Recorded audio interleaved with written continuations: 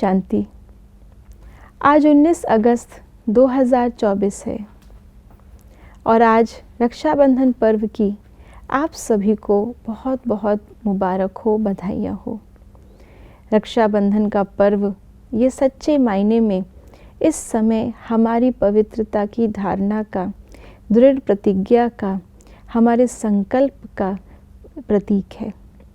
बाबा कैसे इस समय हमारा रक्षक बनता है और पूरे कल्प के लिए हमारी रक्षा हो जाती है, इस बात का प्रतीक है।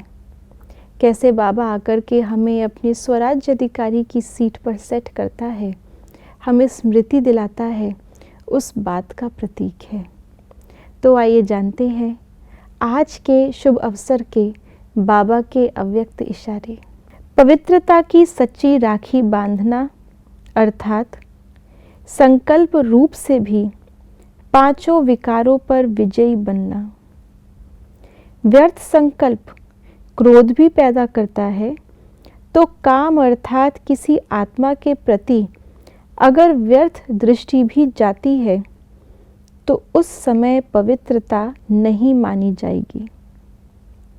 तो सभी व्यर्थ संकल्प बाप के प्यार के पीछे न्यौछावर कर दो, तब विजयी माला का मणका बन सकेंगे। आज बाबा ने हमें पवित्रता की राखी याद दिलाई है और साथ साथ बाबा ने इशारों इशारों में पवित्रता किसको कहा जाएगा और अपवित्रता में कौन सी बातें आ जाएंगी वो भी हमें बता दिया।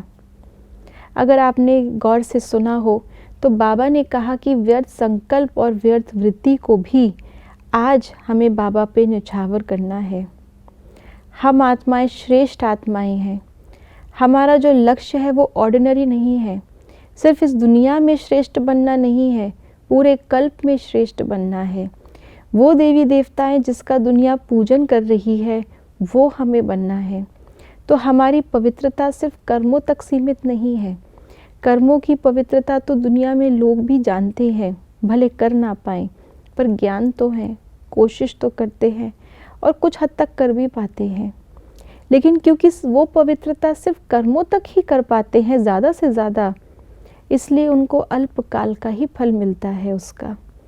लेकिन हमारी पवित्रता कोई सन्यासियों की पवित्रता की तरह नहीं है। हमारी पवित्रता तो वो पवित्रता है जिसके द्वारा हम निर्विकारी बनते हैं।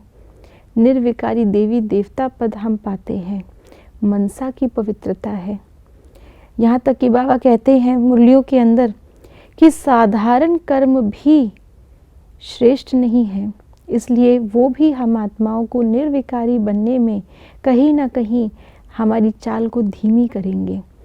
तो पवित्रता का अर्थ है श्रेष्ठ, ना तो व्यर्थ, ना तो विकल्प और ना ही साधारण। अगर किसी परिस्थिति में हमारे संकल्प साधारण ही चल रहे हैं तो भी तो श्रेष्ठता नहीं है। तो आज तो बाबा ने व्यर्थ संकल्प और व्यर्थ वृत्ति को न्यौछावर करने के लिए कहा। ये तो बाबा की बहुत पुरानी महावाक्य है, बहुत पुरानी बात है। लेकिन आज के समय अगर हम देखें तो बाबा के जो सूक्ष्म इशारे हमें मिलते हैं उसके द्वारा बाबा आज हमें ये चाहते हैं कि अपना साधारण भी हम न्यौछावर करें, ताकि सिर्फ और सिर्फ हमारे जीवन में श्रेष्ठ ही बचे। और ये श्रेष्ठता ही हमें वो श्रेष्ठ पवित्रता तक ले जाएगी जिसके आगे दुनिया आज झुकती है। तो ये राखी का बंधन जो बाबा हमें बांध रहे हैं, बाबा कहते हैं राखी मतलब अपनी मर्यादाओं की, अपनी धारणाओं की, अपनी पवित्रता की, ब्राह्मण कुल की, ईश्वर की, ब्रह्मा बाबा की लाज राखी। तो ये लाज रखने की राखी है। जिस चीज़ की नवीनता बाबा ने आकर के की, इस यज्ञ की नवीनता ही है संपूर्ण पवित्रता। उसमें ज़रा भी लूजनेस ना हो, ज़रा भी ढीलापन ना हो, तभी हम बाबा की लाज रख सकते हैं। तो आज बाबा हमें यही व्यर्थ और साधारण छोड़ करके श्रेष्ठता और श्रेष्ठ पवित्रता अपनाने की राखी बांध रहे हैं। ओम शांति।